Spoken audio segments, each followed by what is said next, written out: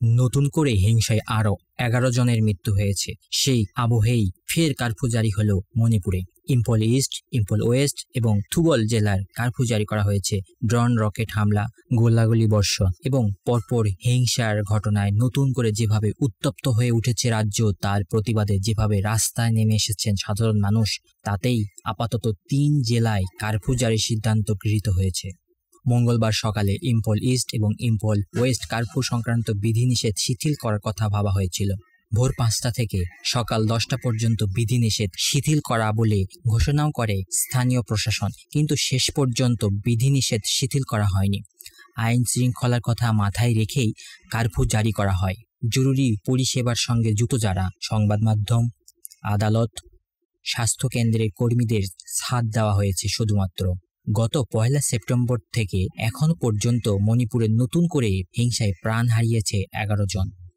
সোমবার রাজ্যের বিভিন্ন জেলায় প্রতিবাদে সামিল হন সাধারণ মানুষ। ইম্ফল এবং থুবলে এই প্রতিবাদ চরম আকার ধারণ করে। পুলিশ এবং প্রশাসনের সঙ্গে খণ্ডযুদ্ধ বাধে আন্দোলনকারীদের, তাতে কমপক্ষে 20 জন আহত হয়েছেন। আন্দোলনকারীদের ঠেকাতে কাঁদানে গ্যাসের শেল ফাটায় পুলিশ, ফাটানো হয় স্ট্যান্ড গ্রেনেড বা শব্দবোমাও। এর পাল্টা পুলিশ ও সেনাকে লক্ষ্য করে ইট বৃষ্টি করেন আন্দোলনকারীরা। রাজ্যপাল লক্ষণ প্রসাদ আচার্য এবং মুখ্যমন্ত্রী এন বীরেন সিংহের বাসভবনেও ঢোকার চেষ্টা করেন তারা। গত 1 বছরের বেশি সময় ধরে অশান্ত মণিপুর, প্রাণ হারিয়েছেন 200-এর বেশি মানুষ। মাঝে পরিস্থিতি খানিকটা থিতিয়ে এলেও পরপর ড্রোন এবং রকেট হামলায় নতুন করে হিংসা ও অশান্ত ছড়িয়েছে।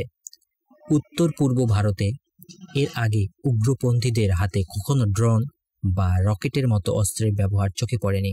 ফলে মণিপুরের বর্তমান পরিস্থিতি নিয়ে উদ্বেগ দেখা দিয়েছে। পুলিশ জানিয়েছে ড্রোন প্রতিরোধী প্রযুক্তি নামানো হয়েছে।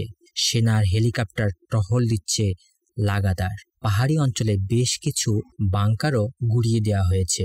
কুকি সম্প্রদায়ের উগ্রপন্থী সংগঠনের সদস্যরাই হামলা চালাচ্ছেন এবং শিকার হচ্ছেন মেইতেইরা। অভিযোগ স্থানীয়দের।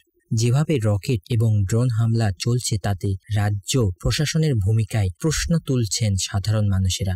বাড়ির মধ্যে যেভাবে খুন হচ্ছেন পরপর মানুষজন, তাতে আত্মরক্ষার কোনো উপায় তাদের কাছে নেই বলে জানিয়েছেন। তাই ফের পথে নেমেছেন তারা। পথে নেমেছেন স্কুল এবং কলেজের পড়ুয়ারাও। ড্রোন এবং রকেট হামলা রুখতে দ্রুত পদক্ষেপ করতে হবে বলে মুখ্যমন্ত্রীর কাছে দাবি জানিয়েছেন।